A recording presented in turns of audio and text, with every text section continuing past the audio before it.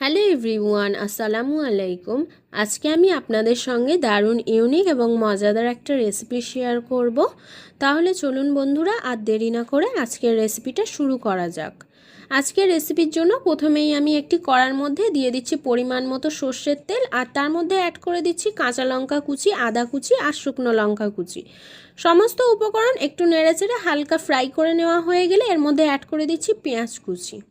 এখন একটু নেড়েচেড়ে পেঁয়াজটাকেও ফ্রাই করে নেব। পেঁয়াজটা হালকা ফ্রাই করে নেওয়া হয়ে গেছে। এখন আমি এর মধ্যে অ্যাড করে দিচ্ছি আগে থেকে সিদ্ধ করে রাখা বাঁধাকপি। বাঁধাকপিটা সম্পূর্ণ অপশনাল, আপনারা চাইলে দিতে পারেন অথবা স্কিপ করতে পারেন। এখন একটু নেড়েচেড়ে বাঁধাকপিটা হালকা ফ্রাই করে নেওয়া হয়ে গেলে এর মধ্যে অ্যাড করে দিচ্ছি স্বাদ মতো নুন, হলুদ গুঁড়ো, শুকনো লঙ্কার গুঁড়ো, জিরে মরিচের গুঁড়ো, গরম মশলার গুঁড়ো, আর সবশেষে অ্যাড করে দিচ্ছি অল্প একটু ম্যাগি মশলা। এখন সমস্ত উপকরণ আবারও নেড়েচেড়ে মিক্স করে নিচ্ছি। গ্যাসের ফ্লেমটা মিডিয়াম টু হাইতে রেখে এখন আমি অ্যাড করে দিচ্ছি আগে থেকে সিদ্ধ করে হাতের সাহায্যে ম্যাশ করে রাখা আলুটাকে ভালোভাবে নেড়েচেড়ে মিক্স করে নেব।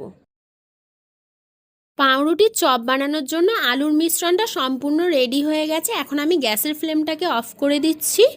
অন্যদিকে আমি বেসনটাকে গুলে নেব। তার জন্য একটি বোলের মধ্যে নিয়ে নিচ্ছি পরিমাণ মতো বেসন, দিয়ে দিচ্ছি স্বাদ মতো নুন, হলুদ গুঁড়ো,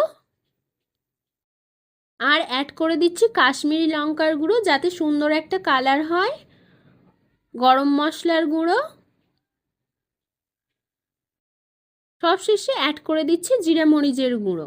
এখন সমস্ত শুকনো উপকরণ একটি চামচের সাহায্যে ভালোভাবে বেসনের সঙ্গে মিক্স করে নিচ্ছি।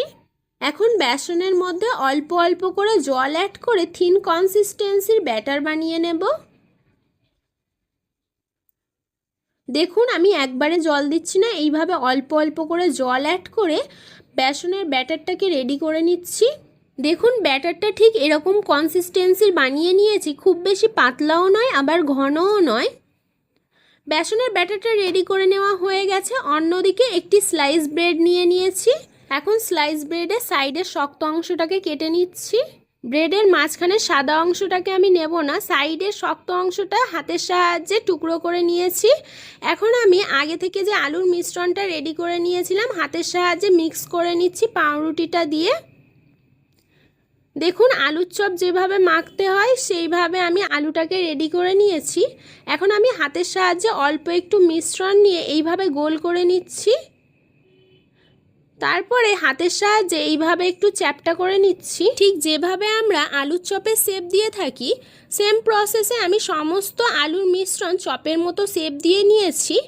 এখন একটা একটা করে পাউরুটির চপ বেসনের ব্যাটারের মধ্যে ডুবিয়ে আগে থেকে গরম করে রাখা রিফাইন্ড অয়েলের মধ্যে ছেড়ে দিচ্ছি। পাউরুটির চপগুলো এক পাশটা ফ্রাই করে নেওয়া হয়ে গেলে আমি অপর পাশটা উল্টিয়ে দিচ্ছি। এই সময়ে গ্যাসের ফ্লেমটা মিডিয়াম টু হাইতে আছে। ভালোভাবে উল্টে পাল্টে পাউরুটির চপগুলো ব্রাউন কালার করে ভেজে নেওয়া হয়ে গেছে। এখন আমি তেল ঝরিয়ে পাউরুটির চপগুলো অন্য একটি প্লেটের মধ্যে ট্রান্সফার করে নেব। একটি ঝাঁঝরির সাহায্যে আমি তেল ঝরিয়ে নিচ্ছি ভালোভাবে। সমস্ত পাউরুটির চপ ফ্রাই প্যানের মধ্যে থেকে তুলে নেওয়া হয়ে গেছে। সেম প্রসেসে আমি বাকি চপগুলোও ছেড়ে দিচ্ছি গরম তেলের মধ্যে। সেম প্রসেসে আমি এই পাউরুটির চপগুলোকেও ভেজে নেব।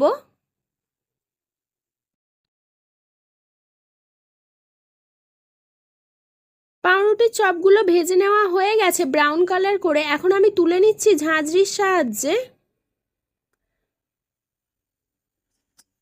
ভালোভাবে তেল ঝরিয়ে ফ্রাই প্যানের মধ্যে থেকে পাউরুটির চপগুলো তুলে নেওয়া হয়ে গেছে। এখন সার্ভ করার জন্য একটি প্লেটের মধ্যে আমি সাজিয়ে নিচ্ছি।